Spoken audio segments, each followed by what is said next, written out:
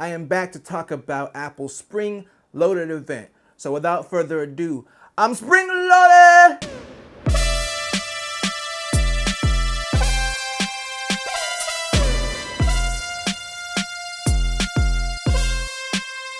Alright, so I'm going through everything that was announced at Apple's spring-loaded event and kind of give you some more information on it, but I'm going through it in the order of the stuff that I'm most likely to buy to least likely to buy because I'm weird and I'm just interested in certain things. We're all different. Some of us are right and some of us are wrong. I'm wrong most of the time. That's why I'm starting off with the new Apple TV 4K. So I've been talking about this for a while. If you follow my videos, you know I've been like, where is the new Apple TV? And finally it's here, and it's really everything that I wanted. It's just an updated version of the current Apple TV. The current Apple TV is really good. The one main thing that everybody complained about was the remote. And guess what? They fixed it. You know how they fixed it? They put this crazy stuff up there called directional buttons, and it lets you just hit the button in the direction that you want to go to instead of scrolling with the stupid touchpad. But for those of you who like the touchpad, the middle click in button is still a touchpad, so you can still do your swipe gestures and everybody's happy. Even though if you like the touchpad, you're just wrong and you need to go jump into a volcano. But that's just my personal opinion. Don't go jump into a volcano unless you do like the touchpad. They also moved the Siri button to the side, which is great because no one should use it because it's trash. And it's going to do high refresh rate HDR, which I didn't even know was a thing. I had to look it up. So in the cinema world, everything above 24 frames is considered high frame rate. So high frame rate HDR is just basically HDR that's above 24 frames. So that's one of the things they touted because, you know, with these current iPhones, at least the Pro models, you can shoot 60 frames per second with Dolby Vision HDR, and now you can replay that on the new Apple TV. I mean, that's not a selling feature for me. I just have a lot of issues with my current 4K Apple TV, and I think it's due to like some weird HDMI incompatibility with my TV. Hopefully this new Apple TV is a lot better with switching between different formats like, you know, Dolby Vision to HDR10 back to SDR, because that's where a lot of the issues come in for me. Also, it's running the A12 Bionic, so that's kind of a couple-year-old chip, but it's going to be a lot faster than what's in there. That's the chip that was in like the iPhone XS and the XR, that generation of phones. So it is a couple years old, but it's still a really good chip. That's going to start off at $179 for 32 gig and then $200 for the 64 gig. I believe the pre-order is going up on the 30th, and then it's going to release the second half of May, which is like when half the stuff releases that they announced today. So that's just going to be a common date. We're going to see the second half of May with no specific date, but you can pre-order on the 30th. I probably will pre-order this because this is a must-get item for me. The second thing that I'm definitely going to get are the Airtags. So those are the little trackers that Apple's been rumored to come out with forever. I feel like I did a video about this. It had to be over a year ago at this point, where people found references to Airtags in the iOS code, like in one of the betas, and it's just been around for a long time, the rumor. So it didn't even feel like a new product when they announced it, at least to me. The one thing that was surprising was the price. I was surprised that they're only $30 each, and then they have a 4-pack for $100. But basically, it's just a little tracker, kind of like the Tile thing. If you're familiar with those, you could put on like your devices, like your wallet or your dog or something that you might lose. And so in Apple's case, of course, it makes a sound. It also does haptics. You can also get it custom engraved for free, like with a lot of Apple stuff, which is kind of cool because like if you have a dog and you want to put it on your dog collar, maybe you want to get like, you know, a little dog icon or something like that. So I can actually see the engraving being something that I'd be interested in for the first time ever for any Apple product. Yeah, I'm probably going to at least get one to try it out. I might get two because I do have 2 dogs and it would be nice just to have, you know, a tracker on them.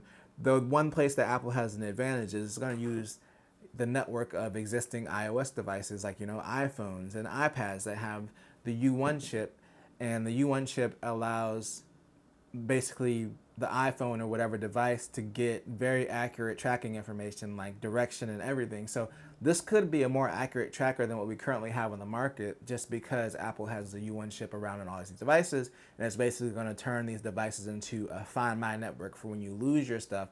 And of course, it's not going to expose, like it's not going to show like, oh, this is near Sandra's phone. It's just going to piggyback off of the phone without really interfering with day-to-day use. So yes, your phone could be used to piggyback and create the network for the Find My app, but it's for a good reason. I think the Airtags are cool. I think they're actually reasonably priced, which I'm surprised about. So that's definitely a must get for me. So honestly, those are the 2 things that I'm probably going to buy. The next 2 things I'm not going to buy, but I'm going to go in the likelihood of which one I would probably buy first. And of course, that would probably be the iPad Pro.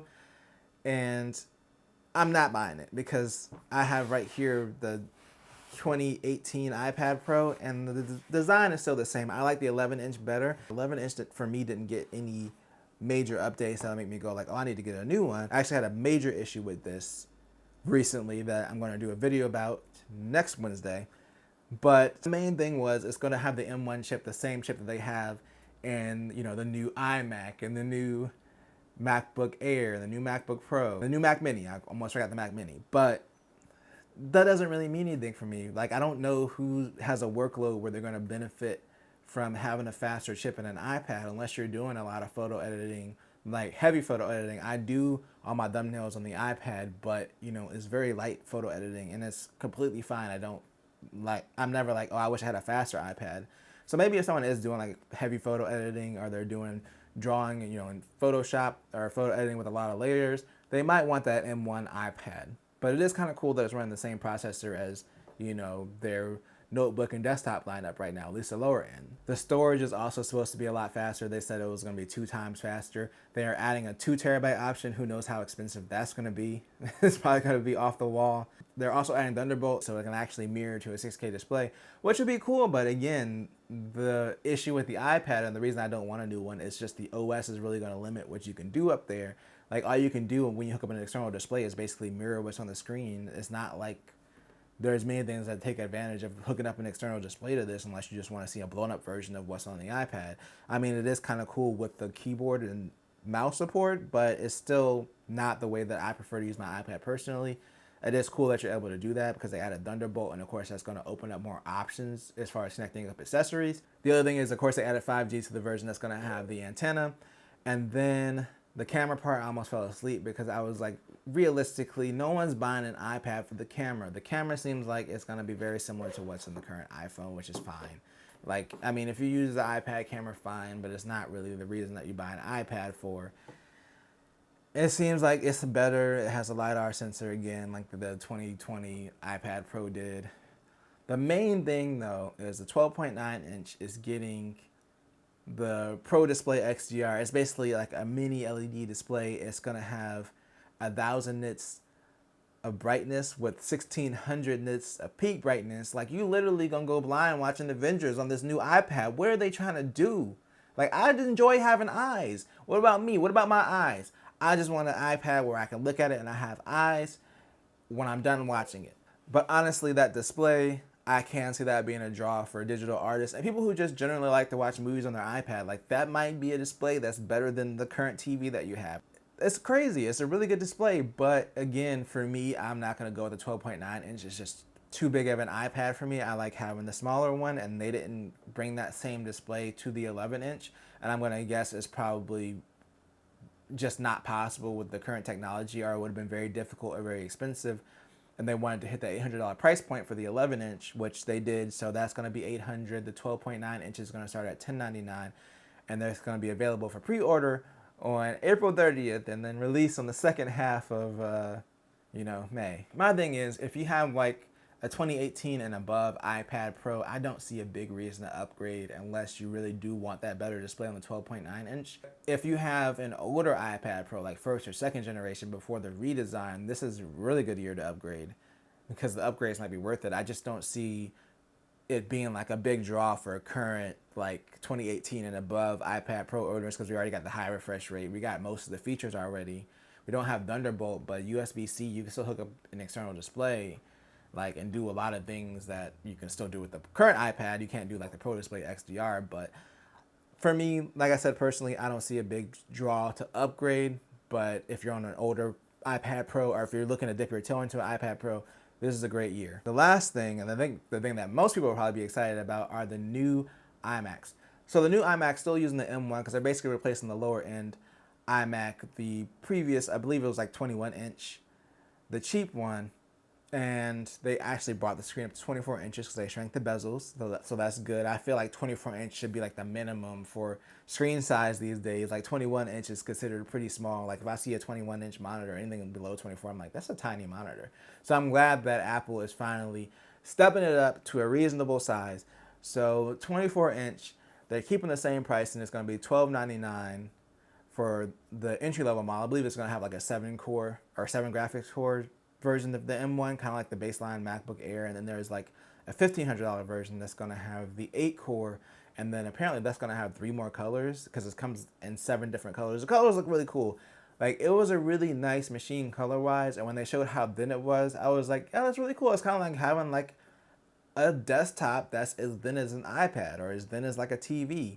But then I saw that chin and I was like, what is going on with that chin? And I can only guess it's because of the speakers, because they wanted to be able to fit speakers to do Dolby Atmos. Obviously, it's going to be simulated because you don't have speakers above and behind you or whatever. It's kind of cool that you could do Dolby Atmos on an all-in-one, and I'm pretty sure the speakers would be really good because Apple's audio engineering has been off the chain, but I don't know. There's just something about the design that made it look like a mock-up. Like, when I saw it, I was like, is that a mock-up or is that the real thing?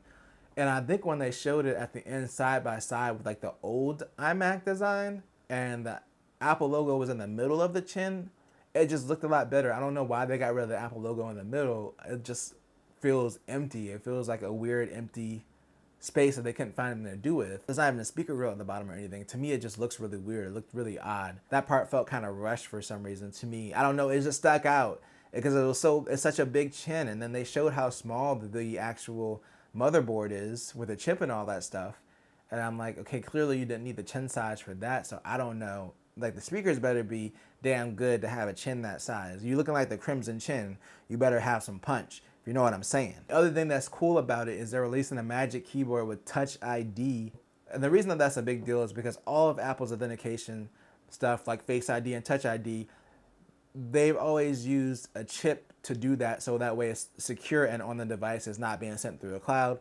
So since they're using their own processors, they're able to create basically like a wireless version of that. Like, I guess the chip in the keyboard can communicate wirelessly with the authentication chip in the computer to authenticate Touch ID. And that's something that they're able to do now that they're on their own Apple Silicon. So I thought that was honestly really cool. I was like, yo, I'm kind of hyped for that keyboard. Like, just to have Touch ID on a desktop, that's insane. And I know, like, you know, Windows Hello is a thing that you can do on the Windows side, but just having something that's a little bit more secure and like built into the keyboard is really convenient. You just touch it and you're done. Of course, they talked about their new 1080p webcam that's going to be in the iMac and how they can use computational photography. Another advantage of having their own, you know, processor, they can kind of do tricks similar to what they do with the iPhone. Not really tricks, but just, you know, process the photo and video so it looks a lot better even with lesser hardware. So I'm really excited to see what the iMac's camera is going to look like. Another thing, I'm glad they finally changed the power cord is magnetic, so it actually detaches. That'll make it a lot easier to hook it up because you could just hook it up and then you could plug in the power cord after. The iMac that I had, I think I had like a 2015 one, but the power cord was built in, and that was one thing that always got on my nerves. So it's great to see that the power cord is detachable, and that also kind of future-proofs it. Like, you know, your dog chews up the power cord or something like that, you can go and get a new one. You don't have to have your iMac service because it just connects magnetically. I'm always a fan of detachable power cords because that's such a stupid thing to have break and then you have to have your device serviced for. So let's talk about the price because that's important. So I think that the iMac is a really good price. I just personally hate all-in-ones. I would rather just have a desktop with a separate screen. That way, if I decide I want to upgrade screens in the future or, you know, just not use it, then it's easier to kind of put to the side. So I'll be more of a Mac Mini person, but for someone that wants an all-in-one with a really good screen, it's kind of that choice of, do you want the Mac Mini for $700 or do you want to spring for $1,300 for the iMac, but you get a really good display and keyboard and mouse included? So that might be worth it for some people, but you can also get probably the same performance out of the Mac Mini because they're both running the M1. There's a chance that the iMac might have longer sustain loads just because it does have 2 fans in there and it has a larger body overall just to dissipate heat. So there's a chance that it might be faster in sustained loads, but otherwise you probably won't notice a difference because it's the same chip. Like, just doing your regular day-to-day stuff, it's probably going to feel the same on the Mac Mini as it does on the iMac. So that's my overall take. And just because I talked about the iMac last doesn't mean I hate it. Like, I just don't like all-in-one desktops in general. So this is kind of my personal list of the things that I was most excited about. And oh yeah, and last, Apple's carbon emissions, which are available with the iPhone 12. When you gave up your charger, it went to reducing their emissions. So that was the other thing that was on the list that they talked about. So anyway, yeah, just because I talked about the iMac last doesn't mean this is an exciting product. Of course, it's one of the most exciting products that they announced just because it's a new M1 desktop. Like their lower end line is done. It's all moved over to Apple Silicon, and you're already seeing the advantages of it. This is like the first real machine that they built from the ground up, like they said, for Apple Silicon. And you see how skinny it is. I don't like the chin, but that's just a personal thing for me. This is overall a really exciting show, and a lot of these products are more affordable for Apple. I'm not saying that they're cheap, but it's a good show for like springtime. These are cheaper products that people can go out there and realistically buy as long as they're available. Who knows what the availability is going to be. But yeah, I'm looking forward to getting my new Apple TV and trying out those Airtags. And of course, I'll do a video on both of those once I get them. But what did you think of the show? Were you spring-loaded? I was spring-loaded and reloaded and ready for more fun. And I will be back on Sunday with another sensational news video. And like I said, I will be back next Wednesday to talk about what happened with this iPad. But until then, if you enjoyed this video, then make sure to tell a friend, tell a coworker, like, share, and subscribe. I always do at least 2 things at the same time. Peace.